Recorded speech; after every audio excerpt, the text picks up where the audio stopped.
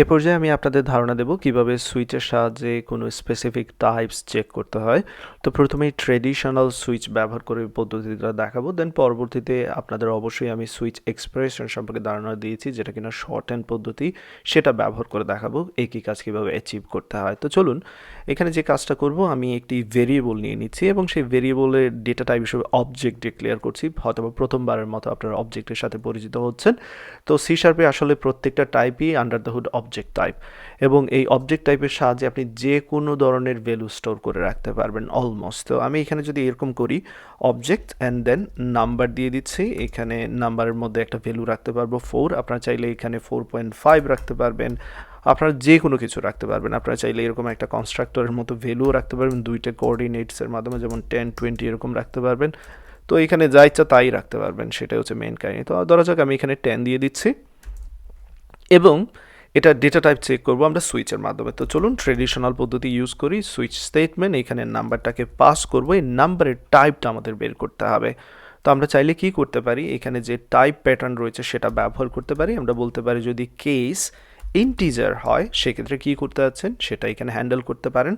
তো আমি এখানে সাপোজ কনসোল রাইট লাইনের মাধ্যমে বলে দিচ্ছি, উদাহরণস্বরূপ এটা হচ্ছে ইন্টিজার, অ্যান্ড দেন এখানে শেষে অবশ্যই ব্রেক অ্যাড করব। সো ব্রেকটা অ্যাড করে নিচ্ছি, অ্যান্ড দেন ডিফল্টের এইখানেও আমি কনসোল ডট রাইট লাইনের মাধ্যমে বলে দিচ্ছি এটা হচ্ছে আননোন টাইপ,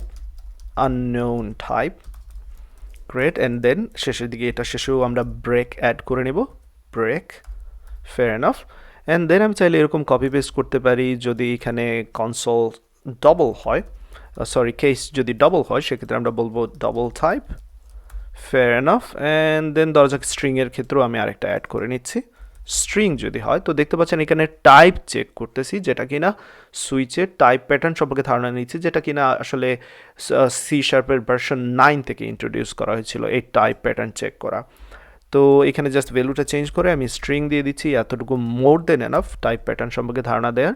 তো প্রথমে ট্রেডিশনাল পদ্ধতি ইউজ করেছি এবং এইখানে আমরা খুবই শীঘ্রই শর্ট এন্ড এক্সপ্রেশনও ইউজ করব। তো চলুন এটাকে আমরা রান করার চেষ্টা করি। যদি রান করি সেক্ষেত্রে দেখতে পাবেন এইখানে ইন্টিজার দেখাচ্ছে। এবার যদি আমি এখানে স্ট্রিং দিয়ে দেই তাহলে সেক্ষেত্রে কী হবে, চলুন আবার রান করে আমরা চেক করে নিই। এইখানে এক্ষেত্রে স্ট্রিং দেখাচ্ছে, পারফেক্ট। তো কীভাবে টাইপ প্যাটার্ন ইউজ করতে সেটা তো বুঝতে পারলেন, বাট এবার চলুন আমরা যেটা করি, আমরা শর্ট এন্ড যে এক্সপ্রেশন সেটা অ্যাড করে নিই সুইচের। তো সেই জন্য আমরা যে কাজ করব নিশ্চয়ই আপনাদের মনে আছে, আমরা কি করতে পারি, এখানে একটা ভেরিয়েবল নিয়ে নিতে পারি। ভেরিয়েবলের জন্য আমি এখানে স্ট্রিং নিচ্ছি, রেজাল্ট নিচ্ছি, এবং সেই রেজাল্ট ভেরিয়েবলে আমরা পাস করব, যেই ভেরিয়েবলটা পাস করব সুইচের মধ্যে সেটা হচ্ছে নাম্বার। এবং এখানে আমরা যে কাজ করব, কেস এবার আমাদের ইউজ করা লাগবে না, আমরা জানি ডিরেক্টলি কী করতে পারবো, আমরা যেই কন্ডিশনটা যেই প্যাটার্নটা ম্যাচ করতে যাচ্ছি সেই প্যাটার্নের উপর বেস করে কোনো একটা আমরা এক্সপ্রেশন রান করতে পারবো। তো আমি এখানে আমরা যে কাজটা করবো, এই যে ইন্টিজারটা কপি করে নিচ্ছি, এখানে পেস্ট করে দিচ্ছি, দ্যাটস অল। সুতরাং আর আমার এতটুকু এখানে কনসোল রাইট লাইন ব্রেকেরও কোনো দরকার নেই, কেস যে কিওয়ার্ড সেটাও আর লেখার দরকার নেই। যদি ডবল হয় সেক্ষেত্রে আমরা কি করব, এবার সেটাকে হ্যান্ডেল করতে পারি। যদি ডবল হয় সেক্ষেত্রে এখানে যে এক্সপ্রেশনটা সেটা হচ্ছে আমি জাস্ট রিটার্ন করতে যাচ্ছি এই ডবল। সো এটাকে কপি করে এখানে পেস্ট করে দিচ্ছি, শেষের দিকে কমা অ্যাড করতে বলবেন না, এতটুকু কাজের কোনো দরকার নেই। সেম এরকম আমরা করতে পারি স্ট্রিংয়ের জন্য। স্ট্রিং হলে এখানে আমরা কি করব, স্ট্রিং যেটা আছে সেই টেক্সটটা রিটার্ন করব, সুতরাং এখানে এটার দরকার নেই। আর ডিফল্টের ক্ষেত্রে কি ইউজ করবেন, এই সিম্বলটা ইউজ করবেন, আন্ডারস্কোর, এবং এখানে বলে দিতে পারি আননোন টাইপ, দ্যাটস অল।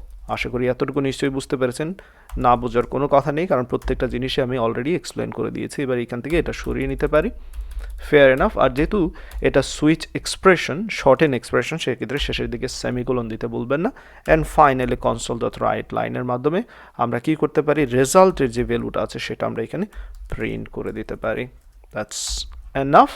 চলুন প্রোগ্রামটাকে রান করে দেখি কী অবস্থা। যদি রান করি সেক্ষেত্রে সব কিছু ঠিকঠাক মতো কাজ করছে কিনা, এবং দেখতে পাচ্ছেন এখানে স্ট্রিং আউটপুট দেখাচ্ছে। সো আশা করি এখানে এই সুইচের টাইপ যে বিষয়টা রয়েছে, টাইপের যে প্যাটার্নটা সেটা নিশ্চয়ই বুঝতে পেরেছেন। আপনারা চাইলে ডিরেক্টলি এরকম টাইপ ব্যবহার করতে পারেন, এবং এই টাইপের উপর বেস করে আপনারা যদি চেক করে দেন কোনো একটা কাজ করতে চান সেটাও কিন্তু করতে পারবেন। এরকম নতুন ভিডিও পেতে আমার সাথে থাকুন এবং চ্যানেলটিতে সাবস্ক্রাইব করে রাখুন। প্রতিনিয়ত আপডেট পাওয়ার জন্য অবশ্যই বেল আইকনে ক্লিক করতে ভুলবেন না। এছাড়াও আপনারা আমাকে ফেসবুকে ফলো করতে পারেন।